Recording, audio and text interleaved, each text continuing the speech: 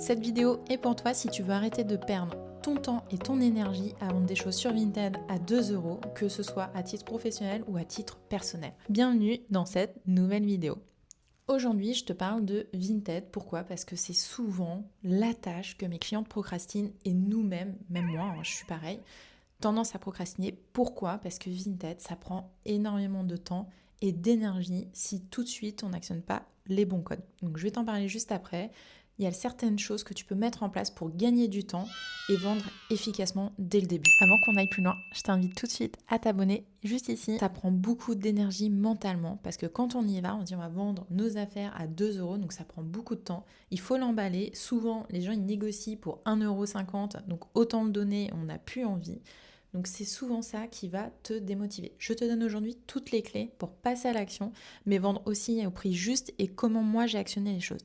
Attention, je te donne mes conseils à moi, que ce soit à titre personnel, mais aussi tout ce que j'ai mis en place pour mettre en vente les vêtements pour mes clientes, parce que c'est quelque chose que je propose dans mes services.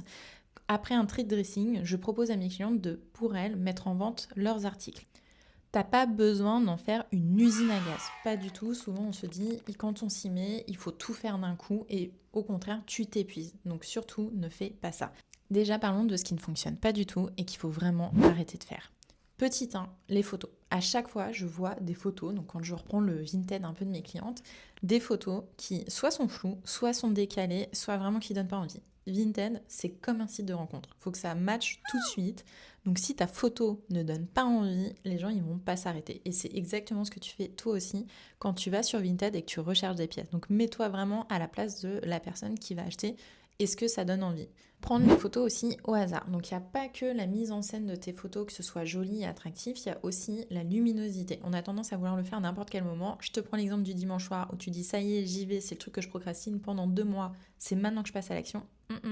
Mauvaise idée. Pourquoi ? Parce qu'il va faire nuit, la luminosité va pas être belle et le rendu va pas être naturel. Donc finalement, on va avoir un effet un peu jaune ou flou sur ta photo et ça va pas être du tout vendeur. Donc si tu as envie de mettre de l'énergie sur Vinted à un moment donné pour prendre tes photos, autant le faire efficacement et faire tout de suite des très belles photos. Troisièmement, tout mettre en vente en même temps. Alors ça, c'est souvent le truc qui est en lien avec le point juste avant. On se dit là c'est bon, j'y vais, je passe à l'action. Petit 1, tout mettre en vente en même temps, ça va te fatiguer, tu vas en avoir ras-le-bol et tu vas te dire franchement moi j'en peux plus de Vinted, prend beaucoup trop d'énergie. Et deuxièmement, au niveau de ton algorithme de l'application, et moi ça c'est quelque chose que j'ai constaté, c'est un avis très personnel, donc n'hésite pas à me dire si toi tu as constaté autre chose en commentaire, mais je trouve, et ça j'ai fait le test avant de poster cette vidéo, que quand tu mets au fur et à mesure, donc moi j'ai la chance, enfin c'est mon métier, mais de pouvoir mettre un petit peu tous les jours, donc 2-3 pièces tous les jours de mes clients. Le flux qu'il y a directement en fait sur la page de vente Vinted, sur notre shop, est beaucoup plus dynamique que si on poste en une seule fois, par exemple le week-end. Et moi ça c'est ce que j'ai constaté. Alors je sais pas si c'est réel, peut-être qu'il y a des personnes qui auront constaté d'autres choses, mais je trouve que de poster tout directement fait que finalement il y a une attractivité qui se crée d'un seul coup et tu as une rechute qui se fait au bout de quelques jours parce que effectivement toi tu mets plus de mouvement en fait hormis répondre aux messages. Bien évidemment, si tu es sur des marques de luxe, des produits très recherchés, tendance, ça va se vendre facilement et il n'y aura pas de problème avec l'algorithme parce que tout de suite tu es sur une marque qui a de l'attractivité. Toutefois, si tu es sur des marques, on va dire courantes, lambda entre guillemets, évidemment, il faut que tu arrives à générer tout le temps du trafic sur ton compte Vinted. Et comment le faire ? Moi, je te conseille vraiment de poster régulièrement plutôt que de tout mettre d'un seul coup. Et tu vas me dire, ok, mais moi je suis disponible que le week-end, donc tu veux que je fasse comment ? C'est simple. Tu prends toutes tes photos. En fait, si à un moment donné, t'as pas le temps de poster la semaine, c'est pas grave. Tu prends toutes tes photos en avance, tu te notes toutes les informations que tu dois savoir pour faire la description. Et tu postes un petit peu tous les soirs. 5 minutes tous les soirs, c'est-à-dire ça te fait à peu près 2 annonces.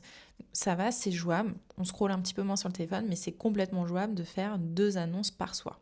Ça te permet d'avoir une lumière naturelle, de garder cette attractivité et en plus, les personnes sont disponibles au moment du soir pour regarder tes annonces. Donc le flux qui va arriver sur ton compte Vinted va être permanent. Arrête aussi de faire tes photos à n'importe quel moment de la journée.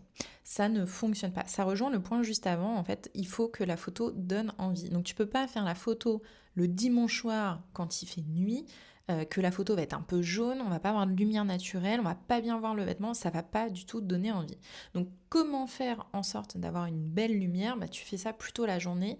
Moi je te conseille souvent l'après-midi, alors ça dépend si on est en été ou en hiver, mais souvent l'après-midi c'est quand même beaucoup plus agréable. Et pour nous aussi, ne cherche pas à faire des photos compliquées non plus. Souvent, on va se dire qu'il faut des trucs très complexes, mais non, visuellement, on n'a pas le temps. On scrolle énormément sur nos téléphones et sur Vinted, c'est exactement pareil. Donc, ne cherche pas à faire complexe. Fais toujours le même fond qui fonctionne, quelque chose de neutre, épuré. Moi, je prends souvent un fond comme ça, en fait, blanc, où je mets une petite déco derrière. Donc, soit un truc un peu beau, chic, avec un miroir ou un petit chapeau. J'aime bien, je trouve ça assez joli. Un truc qui te ressemble, si tu aimes bien mettre en scène le vêtement, n'hésite pas à mettre quelque chose qui te ressemble. Mais bien évidemment, ne cherche pas un fond où il y a plein de bazar derrière, ça donnera pas envie aux acheteurs derrière de te faire confiance et dire elle prend soin de ses vêtements, du coup je vais lui acheter. Pas du tout, au contraire, ça va être un red flag et on va se dire la personne, déjà c'est le bazar chez elle, en plus les vêtements ils sont pas mis en valeur, j'ai pas envie d'acheter. Que ce soit vrai ou pas le bazar chez toi, on s'en fiche. Ce qui compte, c'est la photo que tu vas montrer derrière sur ton shop Vinted. Ne cherche pas à négocier à l'infini. J'en reparlerai après au niveau du prix, mais si ton prix est juste, ne cherche pas à négocier tout le temps. Ça sert à rien en fait parce que les gens vont croire que finalement tu es tellement pressé de vendre qu'ils peuvent tout le temps négocier. Donc ça va faire un lien avec le prix, comment fixer un juste prix. Mais on a tendance, quand on est prêt à vendre, on a fait le tri, on veut que ça parte tout de suite. Vraiment, prends le temps de bien vendre et de faire cette belle photo et arrête de négocier à l'infini pour vendre très très vite l'article que tu veux déjà faire sortir de chez toi. On prend 5 minutes pour se faire un petit café.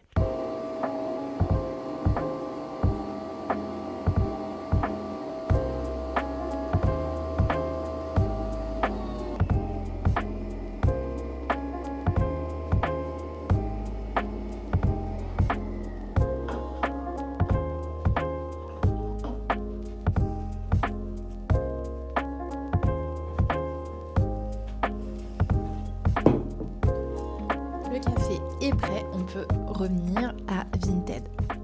Je t'invite aussi à te faire un café bien évidemment si tu en as envie.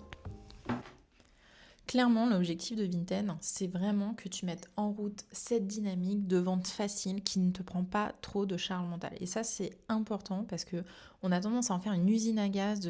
Rien que quand on y pense, on est fatigué. Et l'objectif, je te rappelle, c'est de gagner de l'argent. Donc ça, faut pas que tu l'oublies. Arrête de vouloir perdre ton temps avec des trucs à 2 € en disant mais j'ai pas envie de le donner. Peut-être que c'est plus pertinent que tu mettes ton énergie sur des pièces qui ont une plus forte valeur à revendre. Ça, c'est très important aussi. Et plus tu vas attendre à mettre en vente en fait tes articles, bien évidemment, plus ils vont perdre de la valeur parce que la mode passe, les tendances passent aussi et les envies des acheteuses vont également changer. Clairement, comment je fonctionne moi chez mes clientes? Donc déjà, je fais le tri de dressing avec mes clientes, ça c'est impératif. C'est toujours en fait la première action que je fais avec mes clientes. On sort tout le dressing parce que ça c'est mon accompagnement de tri de dressing. On sort tout le dressing. Je fais le tri de toutes les pièces, que ce soit des chaussettes, petites culottes jusqu'aux t-shirts, de hors saison, des pulls et tout ça. On sort vraiment tout. Pourquoi? Parce que c'est impératif d'avoir une vision globale sur tout ce que tu possèdes. Alors souvent tu te dis, moi j'ai envie en fait de faire que telle catégorie. Tu peux très bien le faire toi individuellement à la maison parce que tu as besoin de faire de la place. Tu en as ras-le-bol de cette catégorie. Quelque chose de très important quand tu commences à vendre sur Vinted, et ça je te le dis maintenant pour que ça te motive aussi, fixe-toi un vrai objectif. Est-ce que c'est de désencombrer ? Est-ce que c'est de faire de la place mais pour racheter d'autres choses? Donc si c'est dans une intention de racheter d'autres choses, je te conseille déjà de visualiser ce que tu as envie d'acheter et à combien tu vas l'acheter. Est-ce que tu vas l'acheter neuf ou d'occasion? Et ça va te motiver à trouver d'autres pièces à mettre en vente sur Vinted et du coup à te faire ce petit porte-monnaie virtuel ou même si tu vends en direct pour pouvoir t'acheter derrière cette pièce. Donc concrètement, comment je mets en vente les articles de mes clientes? Je vais te montrer à l'écran, je te montrerai une capture écran de comment j'ai fait visuellement, mais ça rend vraiment en fait quelque chose d'harmonieux, sauf pour certaines pièces où je peux pas accrocher et c'est pas très beau une fois que c'est accroché. Je te le mets là, tu vois, ça donne un visuel plutôt homogène quand mes clientes vont sur ma boutique en fait Vinted. On fait le tri avec ma cliente, je définis avec elle la valeur en fait des vêtements. Donc je te montre juste ici, hein, tu vois, ça c'est mes caisses de rangement pour mes clientes et j'accepte qu'un certain nombre de clientes en simultané parce que sinon c'est pas possible moi en termes de stockage. Donc même si j'ai mon bureau, ça fait trop de stockage. Une fois que le tri est fait avec ma cliente, que j'ai ramené du coup à mon bureau l'ensemble des caisses, je fais toujours un second tri en fait une fois arrivée à mon bureau. Pourquoi ? Parce que des fois il y a des choses que je ne vois pas quand je suis en tri chez la cliente. Je prends pas le temps d'aller dans le détail de chaque vêtement, qu'une fois que je suis arrivée à mon bureau, je suis plus posée, j'ai eu le temps d'assimiler tout ce que ma cliente m'a dit aussi sur le vêtement, si c'est quelque chose qu'elle a beaucoup porté, elle n'a jamais porté, d'aller dans le détail, est-ce qu'elle a coupé ou non les étiquettes. Et alors ça, franchement, je te le dis, arrête de couper les étiquettes de tes vêtements si tu veux les revendre après. Ça, c'est un vrai red flag sur Vinted. On va te demander à chaque fois, alors moi ça arrive à 98% du temps, si je n'ai pas mis la photo du vêtement, on me redemande la photo du vêtement. Et derrière, j'envoie à ma cliente le fichier avec tous les prix. Elle a la récap et un suivi qui se fait. Donc c'est vraiment quelque chose de très structuré, mais parce que moi, j'en ai fait mon business personnel en lien avec le tri chez mes clientes et c'est quelque chose que j'adore faire avec mes clientes et le suivi et tout ce qui va avec. Maintenant, revenons aux choses qui pour moi sont indispensables dans les annonces et que je ne vois presque jamais sur les comptes Vinted de mes clients. Déjà petit 1, quand tu vends un pantalon ou un haut, donc souvent les pulls ou les chemisiers, pense vraiment à mettre toutes les mesures. Alors, tu vas me dire, oui mais ça prend trop de temps. Alors, je suis désolée, mais si tu perds 5 minutes pour mettre un vêtement en vente, autant bien le faire dès le début. Donc on prend la largeur des épaules, au niveau des aisselles, la longueur des manches, la longueur totale. Ça, tu le mets dans ton annonce principale et dans Vinted, en fonction que tu choisisses la catégorie, il te demande de remettre à l'intérieur longueur et largeur. Refais-le, mais ne reste pas que sur ça. C'est important de tout mettre dans la description parce que souvent, les personnes ne vont pas regarder le détail Vinted et des fois même ne regardent pas la description. Donc quand ils te demandent, tu peux dire c'est marqué dans la description, j'ai tout remis, c'est ici. Et tu perds beaucoup moins de temps que de ressortir le vêtement, de prendre les mesures à un moment donné où toi, finalement, tu n'as pas du tout le temps pour ça. Bien évidemment, tu fais la même chose pour les pantalons, que ce soit la longueur ou la largeur, de s'assurer que la personne va être à l'aise dedans et ça va lui convenir, que ce soit au niveau de la longueur des jambes, la largeur des chevilles et au niveau aussi des hanches. Autre point, ça j'en ai parlé tout à l'heure, mais on prend la photo des étiquettes avec la composition complète. Si tu veux pas le remettre en description, c'est pas grave, mais tu mets au moins l'étiquette. Au moins, toi, ça prouve vraiment la fiabilité du vêtement si c'est de la marque. Et aussi la composition, tu peux mettre en avant en fait cette composition qui est de la laine, des choses qui sont recherchées comme de l'angora, du cachemire, c'est des choses très importantes à mettre en avant. Un autre truc qui est très important et je t'ai pris un exemple. Tu vois, j'ai vendu ce gilet pour une cliente que je trouve vraiment trop mignon, donc c'est un petit gilet bébé 24 mois de la marque Cyrillus. Et en fait, tu vois, il y a l'étiquette ici qui s'est détachée, mais parce que c'est une matière qui est très fine, les mailles sont fines et ça finit par se détacher. Le mois d'avant, le Virginie d'avant, aurait dit c'est bon, j'ai vendu 10 balles, je vais pas m'embêter à le recoudre, c'est un truc qu'elle peut faire très bien. Non, je suis désolée, mais en fait la nana qui va le recevoir, ça se trouve, elle est submergée en fait de trucs à faire, elle va recevoir le gilet, elle va se dire génial, j'ai peut-être pas de quoi recoudre et en plus il faut que je fasse ça, donc d'office tu vas te prendre soit un litige, soit un mauvais avis et un truc à gérer en plus qui ne sert strictement à rien parce que toi ça te prend 2 secondes à le faire avant de l'envoyer. Donc moi je vais le recoudre en fait avant de l'envoyer. Je suis sûre qu'en fait il n'y aura pas d'insatisfaction de ma cliente à l'arrivée. Bien sûr, ce n'est que ma vision. Et clairement, j'ai pas envie de gérer un litige pour juste un fil à remettre. Ça sert à rien, ça te prend du temps, de l'énergie. Autant tout de suite régler le sujet.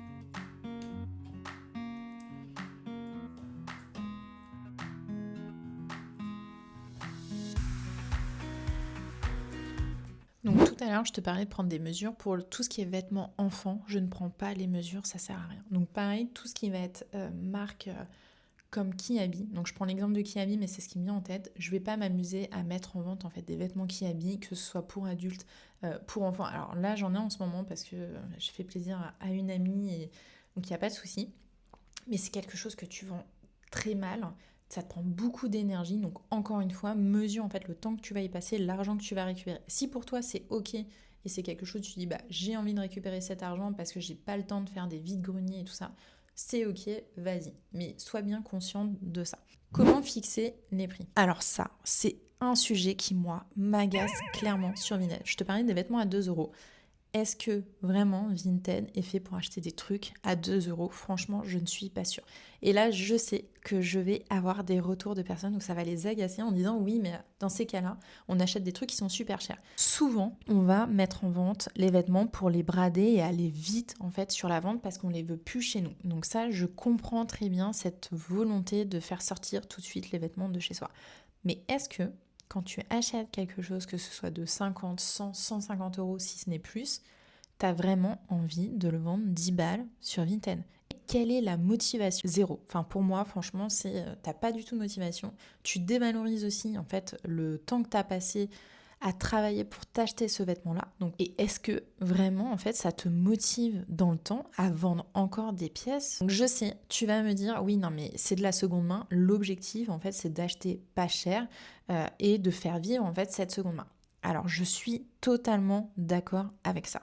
Nuance, il y a une différence entre brader son vêtement et vendre au juste prix, en fait, pour continuer à le valoriser et valoriser les vêtements que tu vas mettre en vente. Sachant en plus que ce n'est pas parce que tu mets tes vêtements à 2 euros, même pour de la marque, que ça va partir beaucoup plus vite. En fait, ça sert à rien. Tu vas tomber sur des personnes qui rachètent les vêtements pour les revendre derrière. Donc finalement, ta volonté en fait de t'en débarrasser, de donner une seconde vie dans un esprit de vendre pas cher, c'est contre-productif, clairement. Comment fixer tes prix concrètement? Alors je sais, ça prend un petit peu de temps, mais c'est aussi valoriser au mieux le vêtement que tu vas vendre et ne pas perdre d'énergie à vendre quelque chose qui finalement tu vas le brader plutôt que le vendre au juste prix et dont tu vas être très contente. Bien sûr, ce n'est que ma vision. Car oui, ça prend du temps pour chaque pièce. Je vais voir sur les sites des marques, voir si c'est encore vendu et à combien elles sont vendues. Si ce n'est plus vendu, je prends un équivalent. Donc par exemple, je te reprends ce petit cardigan trop mignon. Quand j'ai regardé de mémoire, c'était 44,90. Je sais que c'est un vêtement qui est multi-saison parce qu'en hiver, donc c'est très sympa avec un col roulé, mais c'est très bien aussi en été, au-dessus d'une petite robe quand il commence à faire froid. Donc c'est plutôt de la multi-saison. Si c'est des choses qui sont hors saison aussi, c'est à prendre en compte. Donc je prends premièrement en fait le prix de départ qu'il va y avoir en magasin si c'est encore vendu. Deuxièmement, est-ce que c'est de saison ou hors saison? Ça, c'est extrêmement important. Et troisièmement, est-ce que l'article est en très bon état? L'article présente une toute petite imperfection, présente des petites taches, de l'usure, je le stipule dans l'annonce et pour moi aussi en fait ça dévalorise le montant en fait de l'article. Donc par rapport en fait à ces différentes catégories, et j'ai oublié bien sûr si c'est une marque qui est recherchée. Cyrillus typiquement pour les enfants c'est très recherché, c'est comme Jacques a dit en fait c'est vraiment une mode qu'on adore et qu'on revoit un peu partout et qui se vend très facilement. Donc par rapport à tous ces éléments là, je vais venir prendre un pourcentage en fait du montant de départ. Donc je te prends, et là c'est purement un exemple, par exemple, le prix de départ en fait vendu en magasin, je fais 70% en fait de ce prix-là parce que c'est quelque chose, une marque qui est premium. Est-ce que derrière c'est de saison ou non? Si c'est pas de saison, j'enlève 10%. Et s'il y a des imperfections, j'enlève 10%. C'est un exemple, tu peux fixer toi ta jauge de prix en fonction bien évidemment des marques que tu as, de ce que tu veux aussi en tirer derrière. L'objectif c'est pas d'être au-dessus du marché, mais aussi de vendre au juste prix. Parce que pour rappel, l'objectif c'est vraiment de vendre au juste prix parce que quelqu'un qui vend du Cyrillus à 2 euros, bah clairement toi ce que tu as acheté 50 euros, 90 euros, le vendre à 2 euros, c'est complètement aberrant. Et ça dévalorise encore une fois ton vêtement et la valeur en fait du travail que tu as mis derrière pour acheter le vêtement. Dernièrement, et alors les envois. Il faut que je te parle aussi de ça. Ça, les envois, je comprends pas pourquoi j'y suis pas passée à titre aussi personnel dès le début parce que j'ai 4 enfants donc je vends énormément de choses sur Vinted aussi à titre personnel. Et je fais tout le temps un tri, c'est mon métier. Les pochettes. Franchement, les pochettes, mais c'est la vie. En fait, on nous en parle pas assez parce qu'on garde toutes les boîtes quand on reçoit des choses. Mais moi, je recevais pas assez de colis à la maison pour envoyer en fait mes produits. Et en plus, à chaque fois, on en parle de la consommation de scotch qu'il y a derrière. Je sais pas combien de rouleaux j'ai acheté. En fait, pour emballer mes colis, on a l'impression de faire des économies, mais pas du tout. Petite pochette, franchement. Et j'en fais pas la pub, enfin, la marque, on s'en fout. Mais c'est le principe de la pochette. Et en fait, j'ai pris... Moi, vraiment, parce qu'au début, j'ai pris un truc low cost et c'était un peu de la merde, donc je suis désolée de le dire. Avec là devant, tu peux mettre directement ton bordereau d'envoi, mais c'est un gain de temps, mais de malade. Vraiment, c'est incroyable. J'ai pris aussi un très grand format, donc j'ai pris du tout petit au très grand format parce que je fais aussi l'envoi des boîtes aux chaussures et ça permet en fait d'envoyer les boîtes à chaussures directement en l'état plutôt de scotcher dessus. Donc même pour mes clientes qui adorent la marque et qui veulent garder la boîte à chaussures en l'état, elles peuvent parce que ça ne dénature pas la boîte à chaussures. Vous voyez le genre de personne où tu achètes des chaussures et qui t'envoie en fait la boîte à chaussures comme ça avec le bordereau en fait scotché sur la boîte à chaussures et en fait t'es dégoûté. On va s'arrêter 5 minutes aussi sur les personnes qui envoient les chaussures directement dans la boîte à chaussures sans autre emballage. Alors je sais pas si t'en fais partie. Je suis désolée de te dire, mais franchement, c'est chiant quand tu reçois ça. Parce que des fois, tu achètes des chaussures, tu adores la marque et tu adores l'esthétisme complet en fait de la marque. Je te prends les chaussures. Donc là, j'ai une cliente, Monsieur Moustache. La personne qui lui a envoyé a scotché dessus. En plus, a défoncé la boîte. Je te prends aussi Off. Moi, j'adore ces baskets-là. C'est ma marque un peu chouchou. Mais sérieusement, arrêtez de scotcher dessus. Mettez un autre emballage, je sais pas, faites quelque chose, mais c'est trop dommage. En fait, franchement, il y a une déception. Moi, quand je reçois ça, je suis déçue parce que je me dis, bah, en fait, ça fait partie de l'achat en lui-même, d'avoir la boîte à chaussures et d'avoir les chaussures dedans qui correspondent et qui sont pas abîmées. Donc, vraiment, ça aussi, ça peut faire naître une insatisfaction et moi, la première. Donc, vraiment, pour ne plus perdre ton temps et ton énergie sur Vinted, donc clairement, mets en place un système qui fonctionne pour toi et qui arrête de te prendre autant la tête quand on parle de Vinted. Ça va te permettre aussi de vendre rapidement et arrêter tout le temps de discuter pour 2 euros, 1,50 €. On arrête ça. On poste des photos qui donnent envie parce que tu te rappelles, on séduit sur Vinted. C'est comme un site de rencontre. L'objectif, c'est de séduire la personne qui va voir ton vêtement et avoir envie de l'acheter. Deuxièmement, une annonce la plus complète possible. On arrête de perdre son temps à répondre à des « mais c'est quoi la largeur de la petite chemise ?» machin. Non, stop. En fait, tu as tout mis dans l'annonce, tout est mis, tu ne repères pas ton temps après. Tu peux même te créer ton annonce préfaite avec la marque, la taille, s'il y a des imperfections, la longueur, la largeur, et comme ça, tu as juste à faire un copier-coller à chaque fois et c'est prêt. Tes photos, si tu n'as pas le temps en fait de tout publier tous les jours de manière à ce que ce soit joli avec une belle lumière, tu te fais des photos en avance. On se prend un petit temps le soir, tu ne scrolles pas sur ton téléphone, tu prends 5 minutes pour vendre sur Vinted, on se fixe des prix qui sont justes. Trouve aussi une méthode facile pour envoyer. Ah oui, et un dernier truc. Vraiment, ça c'est important. Accepte pas des modes d'envoi que tu ne peux pas gérer. Si tu n'as pas de Chronopost à côté de chez toi ou de Mondial Relais, mais tu mets dans la description que tu ne valideras pas les envois de tel envoi. On arrête de partir à pétaouchnock en fait pour envoyer un colis si tu n'as pas le temps, que tu n'as pas la possibilité de le faire rapidement et que à coup sûr, soit tu as oublié de l'envoyer, soit en fait ça va te prendre la tête et tu vas te dire mais ça me saoule en fait de vendre sur Vinted. Encore une fois, ce n'est pas un boulet à la cheville si tu ne peux pas le faire.